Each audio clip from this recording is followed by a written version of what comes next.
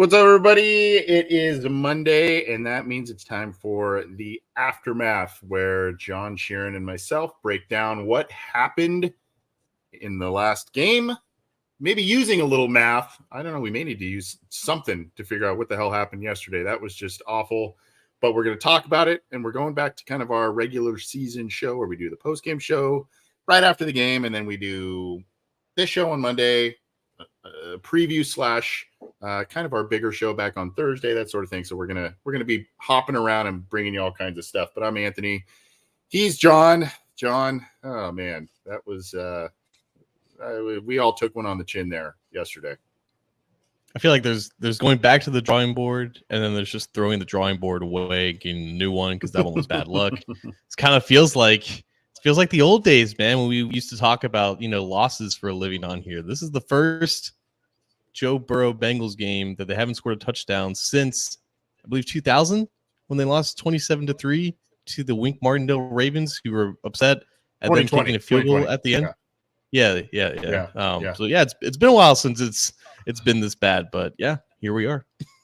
I had a sobering thought right before, and I didn't even want to tell you this before we took the air, but I had a sobering thought just a few minutes ago. In the last two games we have seen of the Cincinnati Bengals, there's been chatter and there's been losses going into each game. And, it's not great knowing that the last two times you have watched this team, they've lost games. So a lot to talk about. We're going to talk about the weather. We're going to talk about all kinds of different stuff with this game, if you wanted to call it that.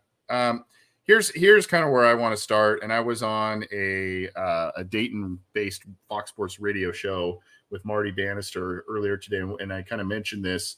1-3 is Joe Burrow in season opening games, and 1-4 is Zach Taylor in season opening games. I don't know where you stand on. I think I know, because you've said a couple times about the preseason snap thing and getting time and all that kind of stuff. Is this just? I don't know, man. I mean, I get Burrow was hurt. But you see just the lackluster output yesterday. You saw the struggles last year in the Steelers game. I don't know, man. I mean, is it just time to rethink the whole process here if you're the Bengals? Perhaps. It sucks because the missing 5 weeks of practice time is just objectively not good.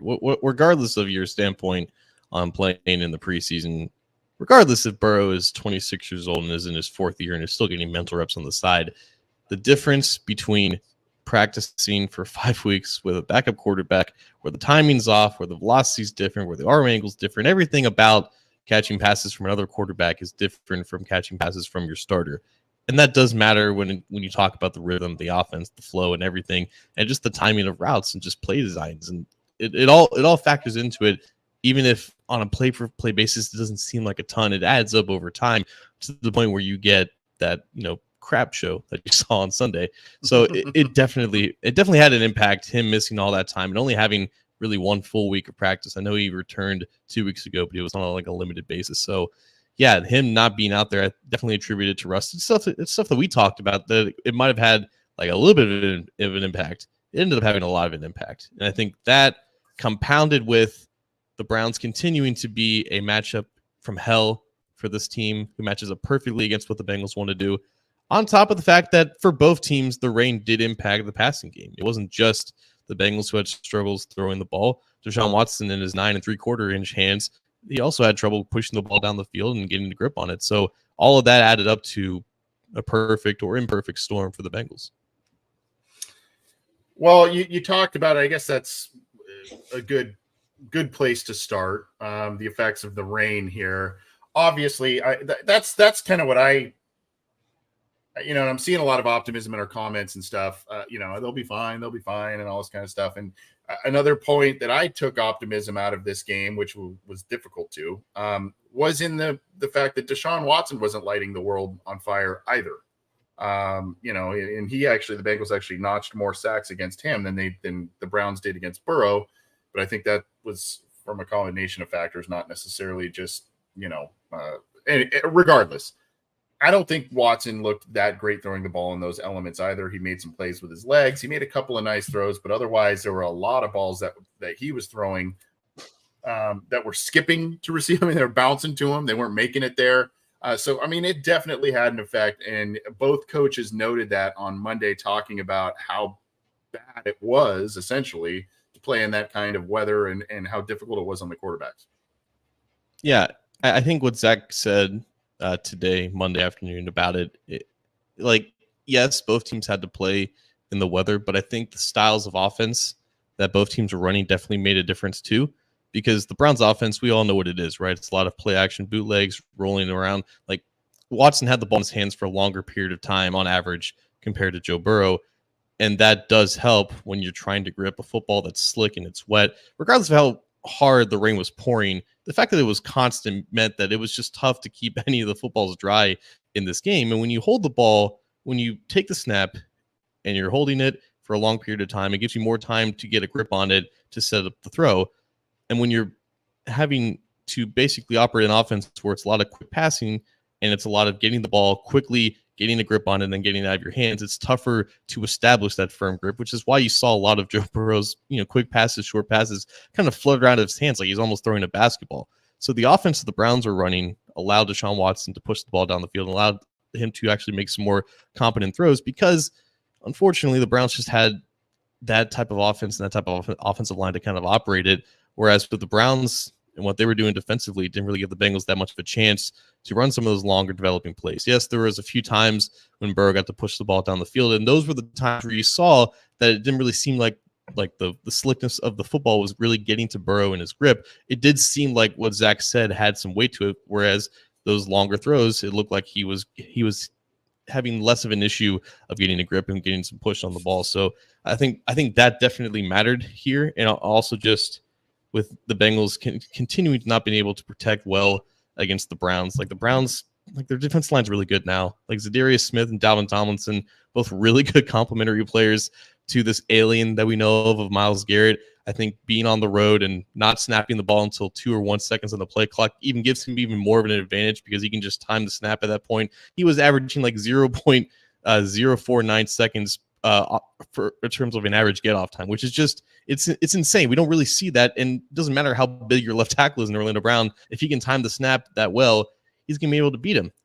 And then the Browns obviously had a better running game. They can have a more reliable running game that can be prone to more explosive runs. The Bengals don't really have that yet. Yes, the Bengals can run for 3 or 4 yards carry, but if that's the backbone of your offense, you're not getting any explosives out of it. It doesn't really matter how much you run the ball. If your passing game doesn't provide you anything of the sort, it's just not going to be a good offensive day. And it wasn't a good offensive day, that is for sure. The rain obviously had an effect on the passing game. I thought, despite, and we'll talk about the offensive line, despite some up and down, if you want to call it that, play from them this week, Joe Mixon looked good.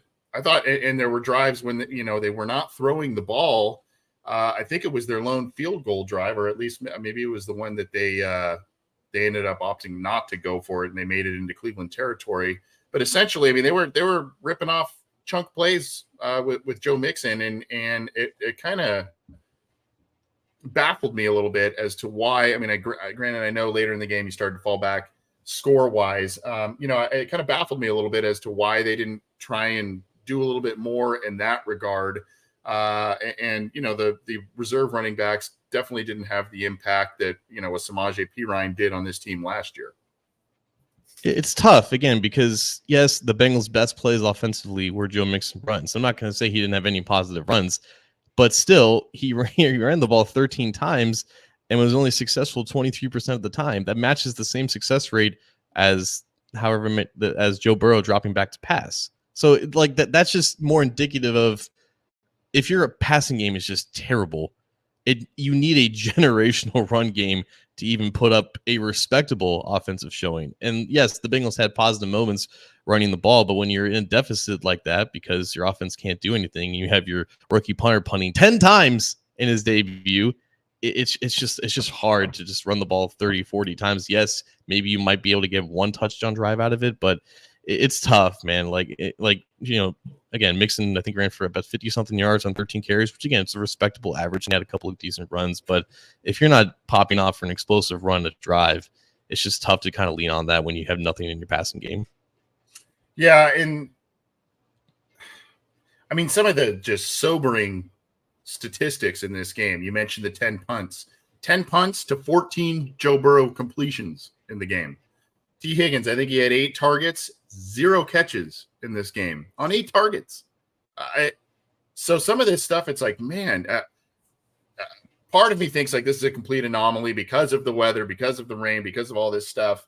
But also it's worrisome in a lot of ways. And we kind of had a similar conversation at this point last year where, remember, again, in that Steelers game and in that Dallas game, they tried to do the different passing attack and they had to adjust to RPO stuff and different stuff, shorter stuff later in the year. And it worked for them. And I'm kind of feeling like we're having a little bit of the same conversation, but this will, I guess, evolve a little bit into, the game plan and some of the decision stuff in this game. I've been thinking about it. I've heard a lot of and kind of seen out of my periphery on Twitter about discourse on where were the intermediate routes, where were the routes across the middle and all that kind of stuff. As I thought about it a little bit, yeah, there's merit to that for sure. But I also know that some of those routes they like to use are drag routes and stuff like that are slower developing. When Burrow is forced to get the ball out of his hand, what was the average? 1.9 seconds, 2 seconds, something like that, as calculated by, I think it was Nate Tice. Those routes aren't going to work for you. So I don't know, man. There's the offensive line still kind of showed some major inconsistencies in a lot of ways. I thought Orlando Brown did fine. I wouldn't say outstanding. He gave up, I think, a pressure or two, but no sacks. And he had a respectable PFF grade. I think it was in the mid 60s. But overall, man, we're kind of having the same conversations that we were having last year about the offensive line, even though there's new faces, the offensive line and the passing attack, and what are they going to do about it? Cleveland's defense is legit, I think, at this point. Like Jim Schwartz, great hire for them. You saw Myles Garrett being used in very unique ways. Like rarely do you see a 6'4", 270-pound defensive end in a 2-point stance right over the center, and then have that be a generated pressure that leads to the first sack of the game. The Browns, like it's not necessarily that the Browns have the Bengals number. It's just the Browns have the personnel, again, to completely stifle the Bengals offense, despite giving them pre-snap looks that the Bengals fiend for, right? There was, I think, a Browns fan earlier this week that was talking about, the Browns are going to man up against the Bengals receivers, and they're just going to let their cornerbacks go and just see what happens. And I think a lot of Bengals fans saw that, like, oh my God, they're going to play press man against Jamar Chase and T. Higgins. Last time we saw that was against the Falcons last year, and they all went off, and it was a great offensive day. Browns cornerbacks are really good.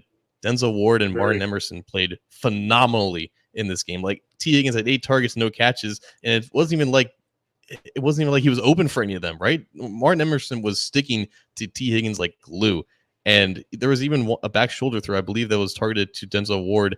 And Ward just read Burrow's eyes perfectly because Chase never stacked him. So Burrow sees that and says, oh, okay, if he's not going to win over the top, I'm going to back shoulder him to kind of work, the quarterback's leverage against him. And Ward read it perfectly because, again, if the Bengals see what the Browns were trying to do on defense and give them single high looks and give them man coverage across the board, that's a one-on-one opportunity with both of their best receivers. Joe Burrow is typically going to take that every time. And I think that was the Bengals, like that was their thing, right? If they received these looks that they wanted to take, then they didn't even bother going over the middle if they were just going to get spacing on the boundary and the outside. But if you have cornerbacks that can play the ball that well and can stick to your vertical routes that well, it means that you can even give the Bengals what they want and you can still stop it, which is just at this point, like we haven't seen that stage from Zach Taylor to kind of step off of that and kind of evolve in mid-game from doing something that they really want to do. And I think it really kind of flustered them at that point. Yeah, and then, like we said just a few minutes ago, you throw in the rain having an effect on trajectory of throws, ability to get strength on the throws. What do you make of some of the in-game decisions, though, John? Because there was a situation, as I mentioned, the Bengals got into Cleveland territory, and you have a kicker with a big leg, and I think it was 4th and 3, and they end up punting it. Now, I understand the ebb and flow of the game was field position battles, right? I mean, that's just how it was. It was 10-3 into the third quarter. So, I mean, I understand, where you're going with that, I guess. But, I mean, no field goal and you're having trouble on offense. I don't know, man. It just felt like that was a situation where you go, man, you got to make something happen here, particularly in a game where the Bengals were +2 in the turnover margin and got goose egg points out of those turnovers. I feel like you got to try and make something happen there. And then on the flip side, they go for a 4th down late in the game, way deep in their own territory. And I understand you got to play 4-down ball a little bit at that point, but that you were really deep in your own territory there. I don't know. There's just some questionable, felt like rushed, I don't want to say panic decisions, but just felt like rushed decisions that we haven't really seen this team make before. Yeah, I would say that 4th and that 4th and 3 inside their own 39. There's pretty much no scenario where I would advise punting that, and even kicking the field goal. Like I would want them to go for that probably 9 times out of 10. I think the reason why they punted is because the game was just at a point where the Bengals' average starting point was like the 10, their own 10, and the Browns' average starting point was like the 40. So I think they were just obsessed with just flipping the field at that point just to see what would happen. But the downside is, though, if you're punting from, I guess Brad Robbins was technically at the 50, and then he punted into the end zone, you then only give up 19 yards. Punt. Yeah, it's a net 18-yard punt. So that's the risk, right? And that's where, it's the human element making that decision to play for field position, but you forget the human element of punting, and your gunners don't know where the ball is when it lands at the 3 and then it trickles into the end zone. So then it's basically rendered useless. So I don't blame him, obviously, for going for 4th down when you're down by 2 touchdowns in the 4th quarter, just to see if something does happen. But yeah, even if they did convert that, it's just hard to imagine the offense getting into the end zone after what we saw yesterday. So, there are so many indicators throughout this game, even though it was close, as to why this wasn't going to go the Bengals' way. And that was one to me where I just said, this isn't their day. If you're going to punt, if you're going to play the field position battle, which may or may not have been the smart move, depending on who you ask and what you think about it, then you net 18-yard punt. You net an 18-yard punt. At that point, you might as well have just gone for it. And if you failed, then you failed. But it's that deal, and then you're struggling to get points, and then McPherson goes out there, misses a 51-yarder when he was automatic hitting 58-yarders in the preseason and all that stuff. Didn't miss a kick the entire preseason and attempted a lot of them, by the way. So there were just indicators where you go, man, this is just not their day. I go back to this, though, about preparation. I think there was even some chatter maybe about, the Bengals weren't maybe up for this game, or, maybe not as focused or that sort of thing. That kind of stuff worries me, particularly first game of the year. And in particular against this team that you would feel that they would have an extra chip on, the Bengals would have an extra chip on their shoulder, not only because it's a divisional game, Battle of Ohio, the whole deal. But just in the fact that the Browns have had their number.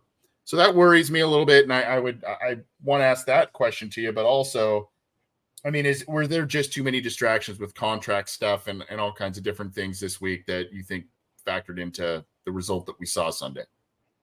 I don't know if it distracted the players, but I felt like it almost it dominated the conversation for us, where it was almost like the game was kind of an afterthought to a point, because the Burrow contract kind of came down to the wire and he didn't sign until Saturday, and you're thinking, oh yeah, they play a game this week. So I can only imagine, what again, like, I don't want to speak for players. Like, I can imagine it may have had some impact, but these guys are professionals, and I think DJ Reader put it pretty simply when talking after the game. Like, as soon as he smells the grass, like, the switch is flipped, right? It's time to go.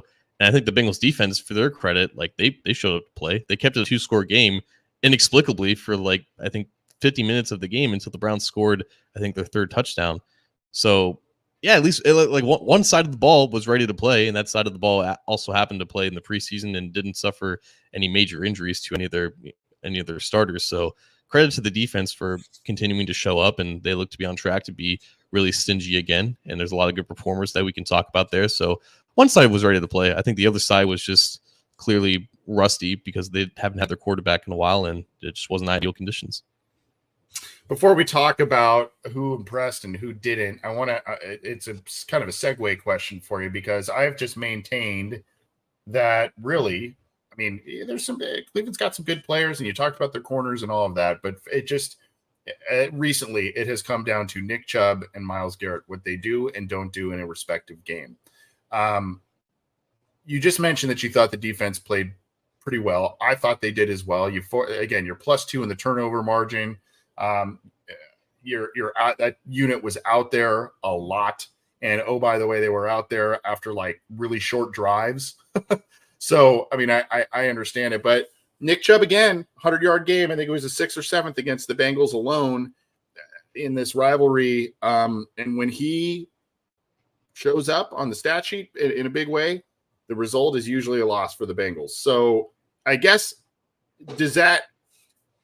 was that just a byproduct of defensive exhaustion because they were out there for a while? Because I mean, he had some nice runs early, and there were a couple nice plays that he had, and a couple nice cutbacks and things like that. But it just seemed to kind of snowball to the end to me, maybe when fatigue was setting in a little bit. Yeah, it's a common phrase, right? Like, he's a running back that can wear down a defense, and I don't think that holds a ton of weight for most weeks, except when it's like this, when, again, the average possession for the offense lasts like 4 plays at most, right? You're giving the Browns a ton of extra possessions, essentially, because your time of possession is frankly very small. So when you're just getting put back onto the field time and time again, and the Browns run, I think, somewhere in the range of like 35 run plays, I should say. Yeah, eventually it does probably, take an effect into that point. So this is just one of those weeks where, like, the defense can only do so much, right? They can give the ball back to them twice, and if they don't score off any of those turnovers, then the turnover margin's pointless. The fact that the Browns allowed more sacks than the Bengals, like that, again, that's still pointless if you don't really take advantage of those drive-ending plays. So yeah, it just is what it is. Yeah, but again, he shows up, and then Garrett gets the sack to end that. I think it was on that 4th down play there, kind of essentially ending the game more or less at that point. So, flipping on the other side, then again, I think the defense played pretty well.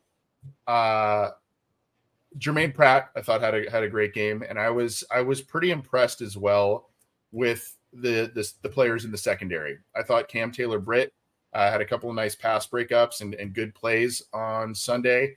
I thought, obviously, Dax Hill getting that interception off the BJ Hill tip, I thought he looked every bit of the part. And DJ Turner was out there.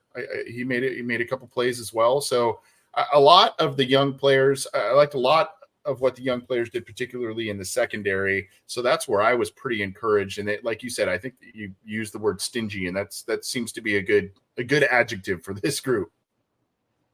For sure. Fun fact, Trey Hendrickson actually had a higher pass rush win rate than Myles Garrett in this game, even though he didn't record as many total pressures, but he showed up against Jedrick Wells at left tackle. I believe Sam Hubbard went up against DeJuan Jones for most of the game. Hubbard didn't exactly have a phenomenal game. Like Jones, I think, kind of went back and forth. He had some some bad losses, but also some pretty dominant wins. But like you said, Cam Taylor-Britt very much impressed me. I believe 2 receptions allowed, 17 total yards, but he had a pass breakup, and he just looked really good.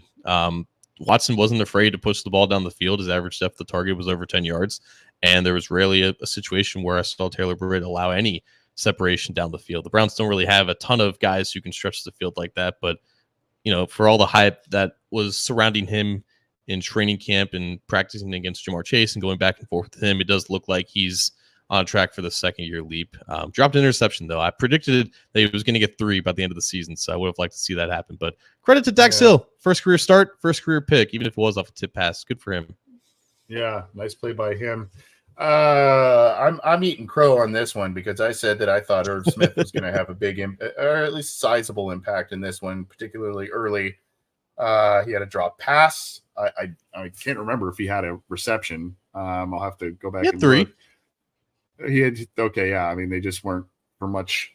There was another play where it just wasn't pretty. But I don't. It's not like I'm writing him off or anything like that. I think it's more, again, a bit of a byproduct of just the entire team not playing well, the rain, all that kind of stuff. I don't want to make excuses for people. Maybe even a little jitters, first game, new team, all that kind of stuff. I don't know. But it did not go well. And, this was a game. I guess I can feel a little bit good about this because, again, with the rain and with all – this was a game that you felt like you have a dominant tight end, and that's where he would shine in a game like this. I don't know. Dalton, our buddy, by the way, who does a lot of graphic design work for us and for a lot of people, does a great job. He asked a good question. I don't know how I feel about it because this week wasn't that pretty from that positional standpoint. But again, it's week 1. Yeah, it's too early to say this about really anything about the team, considering that it's week 1, considering that it's a matchup that we know does not favor the Bengals. And I think that bothers people because the Browns haven't exactly been a winning franchise in recent years, but I think you have to take what they've done this offseason to improve the defensive line, just to improve the defense in general, to acknowledge that Deshaun Watson's probably going to play a little bit better. They have a decent offense. Like the Browns, I think, are going to compete for around 10 wins this year. I don't think that's like in the range, in the area of absurdity. Like they're a pretty good team, and they match up really well against the Bengals, arguably the best out of any team. And it's just a really bad day for the Bengals offense, and that's all it is. I don't know if you can draw any major conclusions.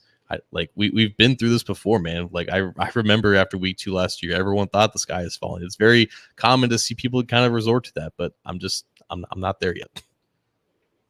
I'm not there yet either. I guess we can talk about this. We'll talk about that in a minute. Just continuing on this part real quick. Offensive line. Volson had a really bad PFF score this week. They credit to the Browns because they moved their guys around the line a lot and did some stunts and different things to expose matchup problems with Garrett and others up front. And, at the end of the game also, Garrett getting that sack was on Jonah Williams. And I think on that sack, he got past Jonah Williams and a running back there to chip him. Got through both of those and still made the play. So I thought, as I mentioned earlier, I thought Orlando Brown Jr. looked pretty good. There wasn't a perfect day by him, but mid-60s, I think, overall grade in the PFF score for him. And he was their best lineman of the day, but it was a lot of ups and downs with more downs from the offensive line, unfortunately. Yeah, I don't think either one of Orlando Brown or Jonah Williams played like significantly better or worse than the other. I know Jonah got credited or charged with a sack, which was a common case of why sometimes chipping Myles Garrett doesn't work because he can just bounce off the chip and just go back to the inside. It's a very Lucy's choice, right? Because it disrupts the spacing in pass protection. Sometimes when you have that extra guy who's just trying to chip the guy back inside. But Jonah, I think, played fine for his first game at right tackle. Again, Zadarius Smith is a pretty good number 2 edge rusher. Orlando Brown played fine at left tackle as well against Myles Garrett. Again, Garrett is really good at timing the snap. He's even better when the offense makes a habit of snapping the ball with 1 second left on the play clock. But as a unit, I think the offensive line played okay, especially considering it's a really good defensive line. There wasn't any one player that I'm like, oh, yeah, he was exposed all day long, but none of them necessarily had great individual performances, which is tough when the offense kind of performs like this. Yeah. Well, let's kind of, and we'll talk about also the Burrow contract in a little bit as well, and just kind of some thoughts going into next week's game. But you kind of mentioned about headspace and week one. We've talked about week one it can be fool's gold for a lot of teams. It can be or it can be an indicator sometimes, but a lot of times it's it's a wacky week. We talked about it last week when we were previewing this game. But here are a couple thoughts that came to my head a little bit here on this one, John. You mentioned this Browns team could be a 10-win team, and that is definitely feasible. My areas of concern here, and I have two of them. Number one, there's three of them. I already mentioned the season opening situation where this team just has one win under Zach Taylor in 5 years now in the season opening. While again, week one can be an anomaly, at some point it's becoming a theme, right? And so you maybe have to address some things. The other thing is it's not just consistently losing to the Browns. There are blowout losses to this Browns team, and more than two, I think. I mean, I can remember the one with the Denzel Ward pick six, the 99-yarder or whatever, in 21. There was the Halloween game last year. And there's this one here. And, man, I mean, it again, we're approaching a theme here. And going to your point of this being a potential 10-win team of the Browns, let's say they get into the playoffs with that. And, oh, by the way, the Bengals maybe turn things around and get into the playoffs themselves. We could be looking at a matchup like them hosting or vice versa the Baltimore Ravens like we experienced last year. So this could be a playoff matchup. And as you said, and as I just said with the score indicators, this is not a good matchup for the Bengals if and when this comes postseason time. Sounds like a big problem when it comes to that, but I think that's just something that you just have to deal with once it comes to that. It's like I know what you're saying about like the Bengals turning it around. It's like I just don't view it like that. I guess like there's nothing like obviously there's a lot of things to work on, but like turning around a season after 1 week, it's like it's 1 week. However you feel about the Bengals 48 hours ago should more or less be how you feel about the Bengals right now, one game notwithstanding. Like I think there would be major concerns if there was any credible evidence about the way that this team is composed, its coaching staff, its leadership, its locker room, if there was any credible evidence about that ever slipping into disarray. And I don't think that that's the case. Like I'm pretty confident in that not being the case. This team has found ways to figure out much worse things later in the season. So I don't know until I see like actual evidence of things snowballing after one game. I'm just not like, it's just, you just take it 1 week at a time, I guess. I'm not saying, the wheels are falling off this thing or anything. I'm starting to feel though, John, with this Bengals team going up against this current and as of recent history Browns team, it's feeling like Marvin Lewis teams going up against the Steelers. You have even in some of the best and well constructed rosters that he had, the Bengals would get past the Ravens. He had a good record against the Ravens. He was 22-10 against the Browns, but when it came time to the Steelers, it was abysmal. And it was whether it was postseason, whether the team was in the playoff hunt, not in the playoff, it didn't matter. They would just lose to the Steelers all the time. And it is feeling like that again. And there exists a reality. I guess I'm looking way far down the road. And maybe I am being optimistic also, which is a good thing about saying this Bengals team can and should be in the playoffs. But I mean, a potential playoff matchup between these two teams, even if it's a hypothetical at this point, it worries me. I mean, yeah, that's completely valid. I think that's also a testament to things being cyclical, I guess, because we saw the pendulum swing back into the Bengals' favor when they've played the Steelers in recent years. It's always been really competitive between the Bengals and Browns, and this is just an era of the rivalry and of the division where the Browns are better than the Bengals when they meet. And I guess part of kind of where I'm coming from is that this has been a thing. This has been a theme for the past 5 years, including the past 2, when the Bengals have still won the division regardless. So, and I guess until it kind of disrupts, what the Bengals' ultimate goals are, it's just like a bump in the road, I guess. But like you said, like if it does come to impacting getting to that point, then yeah, it's going to be a problem for sure. Yeah, but you are optimistic. I mean, I think we're all pretty optimistic, and you're just kind of writing this one off as bad matchup, bad game, bad week, and it's week 1. Yep. I mean, it's like, yeah, it's optimism, but it's also, I think, backed with just I've not only seen this before, I feel like I just have a good grasp. I feel like we all have a good grasp on how this team is constructed and how they're coached and kind of how they lead and how they kind of approach things. And yes, they have lost 2 in a row before, but until I see them just collapse because of issues from like 1 or 2 games, like I'm just not really sensing that, I guess. Okay, so I'll follow that up with this one. Where are you concern-wise on Burrow's calf health? Yesterday, we saw him on the sidelines, and maybe because it was, a humid day and rainy and all that kind of stuff, so maybe it was kind of, I don't know, tightening up on him or something, but he was working with a trainer on the sidelines, kind of with the resistance band and all kinds of stuff. I mean, and he said it was, how did he word it? It was good enough to work through or something like that. Essentially, it felt good enough to work through, which is not necessarily a ringing endorsement of, hey, this isn't bothering me anymore. So while I agree with you in your optimism and the fact that this team has shown a lot of character and a lot of ability to adapt, recreate itself, and be successful in doing so, that's the one caveat where I go, well, man, how long is it going to take to not be just good enough? It's going to be, hey, it's fine, it's behind me. Right.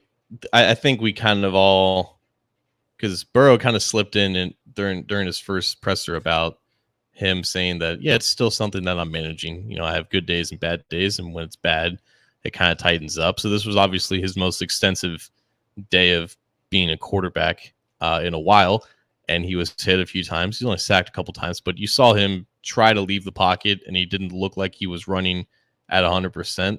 There were some times where it didn't look like he was pushing off of that right foot, and that could have just been from conditions and how maybe he wasn't able to plant it or anything like that.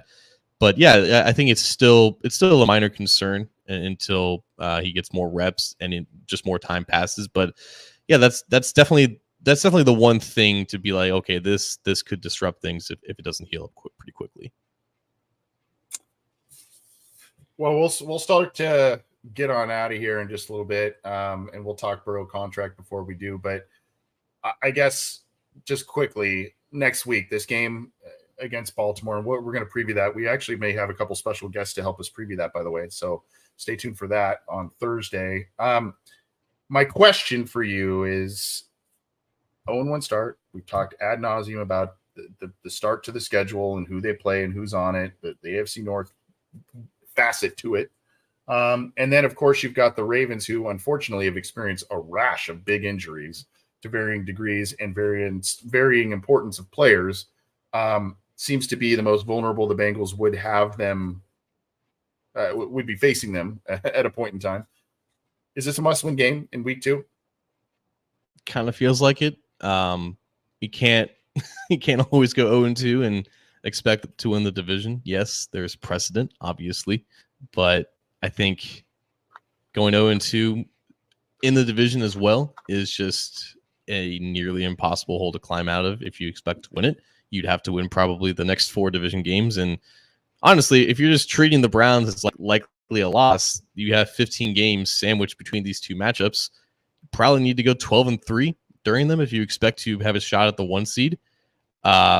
Then you would have to go 12-2. And again, players don't think like this, coaches don't think like this, so it's kind of ridiculous how we kind of think like this. But we have the luxury; we can afford to do that because we're not actually playing in them. It would be really tough to get out. Yeah. It would be really tough to get out of this specific 0-2 hole in the division specifically. It is. Isn't it crazy how they're playing the Ravens week 2, and they are still incredibly banged up like they were playing in December. Like it's I guess impossible for the Ravens to come to Cincinnati with a fully healthy roster. It's crazy. I guess, and I'm sure if and when the Bengals do win, we'll probably hear about that facet from a Ravens flock. But that's neither here nor there. Let's talk quickly before we get on out of here about the Burrow contract numbers. You wrote, I think you wrote up something about it on A to Z sports.com, where you broke down all the numbers, and we've got it all figured out for you. Are we sharing this here? Yeah. Go ahead. Okay. Go ahead and pop that up on the screen. Might be able to zoom in a little bit because I know this is what people mostly care about. Andre Parada, resident NFL salary cap expert and friend of the show, Bengals fan, was able to calculate all 7 cap hits for Burrow's contract over the duration of the contract. And also, I was able to calculate how much cash he's getting paid out. Long and short of it, highest cap hit is 2027, 4 years down the road, when it comes at $58.25 million.